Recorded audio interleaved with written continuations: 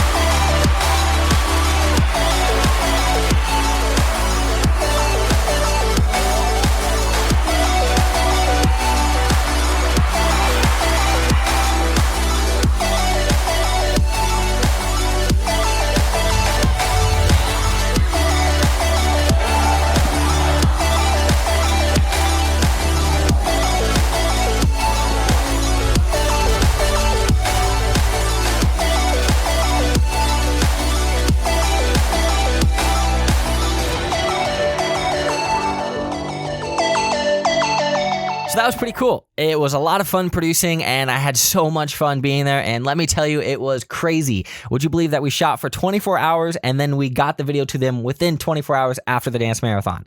It was crazy. If you guys want to check out the full video, click the link in the description down below and give it a watch. It was seriously incredible. As always, I give away one free version of my Ultimate Effects Pack weekly. The winner is drawn on Tuesdays, and I will be drawing that winner at the end of this video.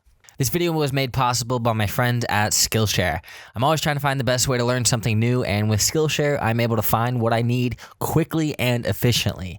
I can search anything within the website and watch videos from creators just like me. I've been diving into different topics and just finished up a class from Ryan Booth called DIY Cinematography. Whether you'd like to fuel your curiosity, creativity, or even career, Skillshare is the perfect place to learn something new.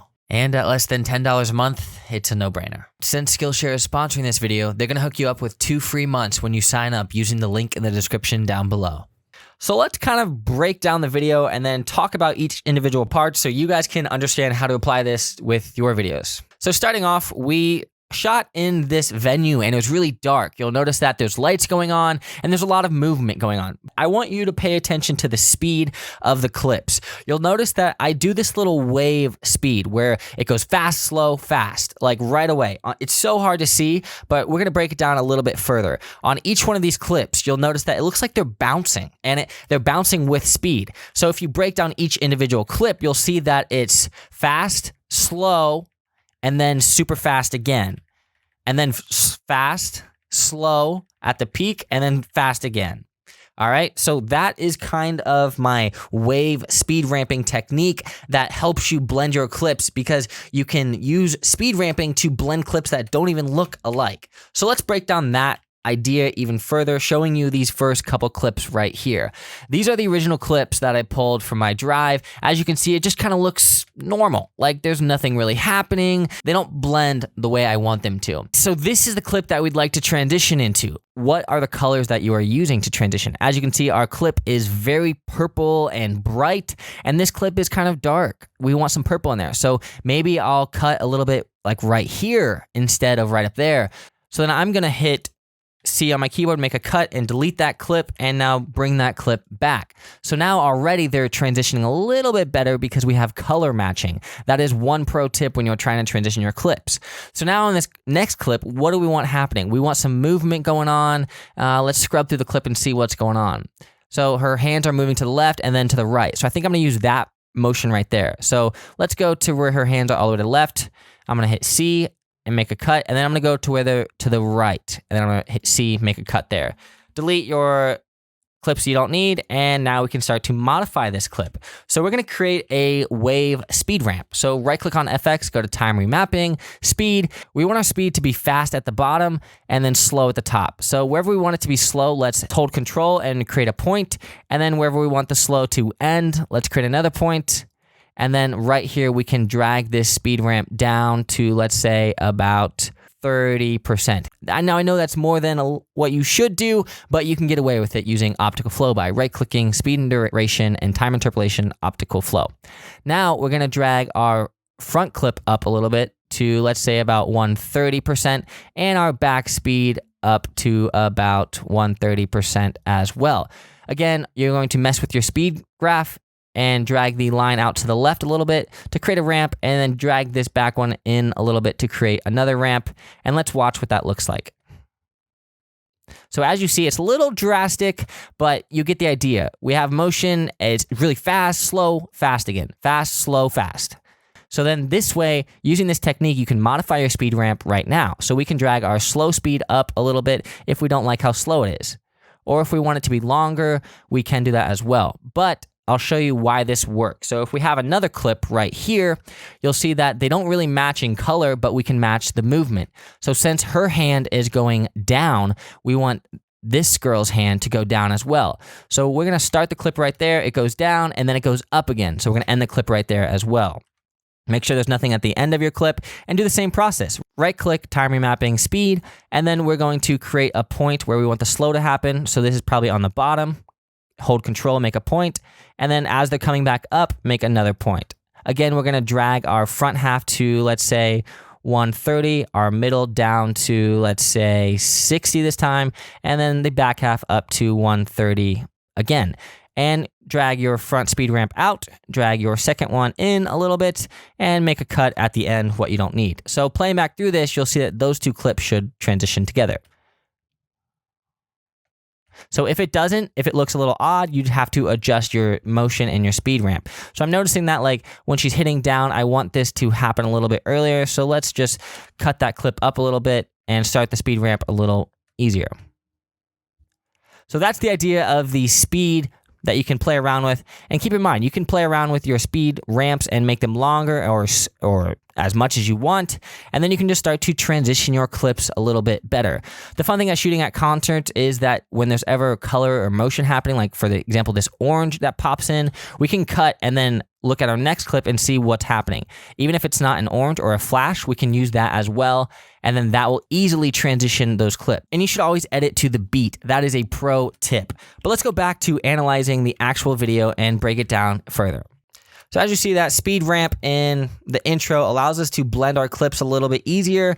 And right here, we're doing frame matching. Like we're matching the scenes and cutting really fast. You may not have noticed it, but we cut between these two clips.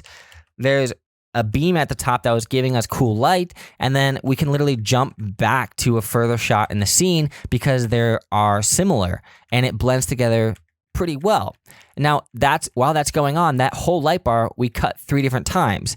And you'll notice in this shot right here, there is a guy with a phone right here. So I decided to do a little zoom in on that phone. I decided to bring in a little iPhone recording screen or something like that. So this first shot right here, I'm just holding the camera handheld and jumping around with all the students to make it seem like I was a part of the party. And what did you notice about that transition right there? Well, one thing you'll notice right away is that it was 2 separate clips, but they blend together seamlessly because it's the same distance away and there's the same height of the kids dancing in the front and the kids on the stage as well. So it's pretty cool because you can blend a scene that looks really dark like this with a scene like this because you are using motion with your camera and the way you're shooting things. Let's watch it one more time. And one thing I want you to keep in mind is that I did have another shooter here, but when you are shooting, you can blend things together by watching the motion on stage. And that's a huge thing. So as you see, this guy in the front was holding his arm back, and the clip that we're going to transition into is a completely different scene, but he's also holding his arm back. Now, it was also at a different time. As you can see, there's a lot of kids on stage, and then we go to this clip, there's no one on stage, but it works because we are using that motion. Again, as you can see, his hands are down, and then down here, his hands are down as well. And he motions with his hand for people to come on stage, and that's when I ran up to the front to capture this shot, where another kid was holding his hands up and motioning for everyone else to come on stage. So moving forward, we had someone walk in front of the frame right here, and I decided to use that as motion to transition into this clip right here.